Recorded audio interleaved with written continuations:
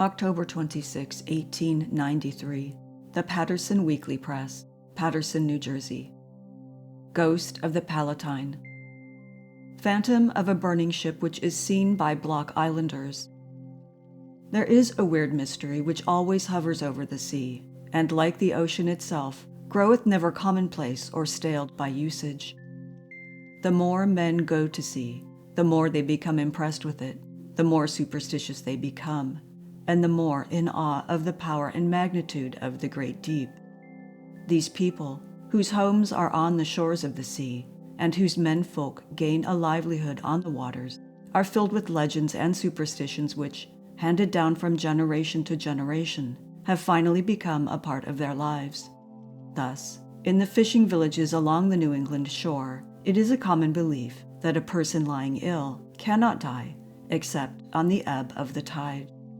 Watchers by sick beds always, in these hamlets, await the beginning of the flood, and say with bated breath, if only he lives till the tide turns.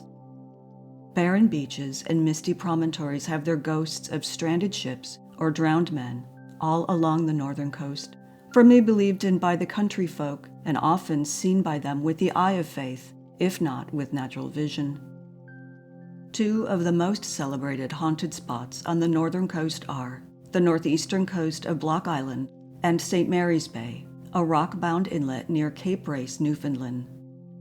The ghost which haunts the Block Island shore is the terrible ghost of the Palatine, mentioned by Whittier in his Tent on the Beach, and the actual appearance of which has been vouched for by hundreds of people, some of them being men of standing, not born or living in the neighborhood, but in New York and Boston. The legend of the Palatine, as told on the coast, is as follows. In early colonial times, the ship Palatine, laden with colonists from the Palatinate of the Rhine, was on her way to Virginia.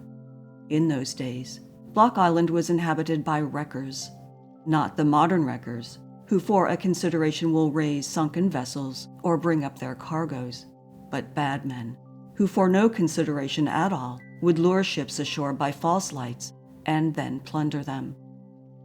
The wreckers of Block Island lured the Palatine ashore one wild, stormy night and burned her after taking everything valuable out of her. In the wreck, many lives were lost, and on the bluff overlooking the beach, where the ship struck, are some graves where some of the bodies washed ashore are buried, which are known as the Palatine graves. Some of the survivors married with the islanders, and their descendants live there to this day. After the wreck of the Palatine, whenever a strong northeast wind was blowing and the surf piled high on the barren shore, there appeared a ship in flames, burning and dying away and blazing up again in 3 pyramidal flames. As time passed and population and civilization increased, the appearance of the ghost of Palatine became less and less frequent. The last authentic appearance of the burning Palatine occurred about 17 years ago, when it was seen by many people who made affidavit to it afterward. It was described as appearing at first like a light seen through the window of a house at night. Then it grew to 3 pyramidal flames, shooting up as high as a ship's masts, and then fading away. This was reported several times. About this period, the Palatine Light, as it is called on Block Island and the adjacent New England shore, appeared several times. The apparition has been accounted for by some ascribing it to the effect of phosphorescent waves dashing up on the shore, and by others to the escape of a luminous gas from some fissure in a rock beneath the water.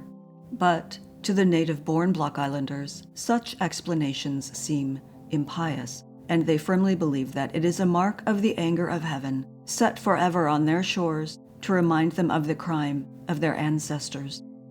New York Tribune. July 16, 1889. The Daily Argus News, Crawfordsville, Indiana. The Phantom Ship again. It has been repeatedly seen in the vicinity of Block Island.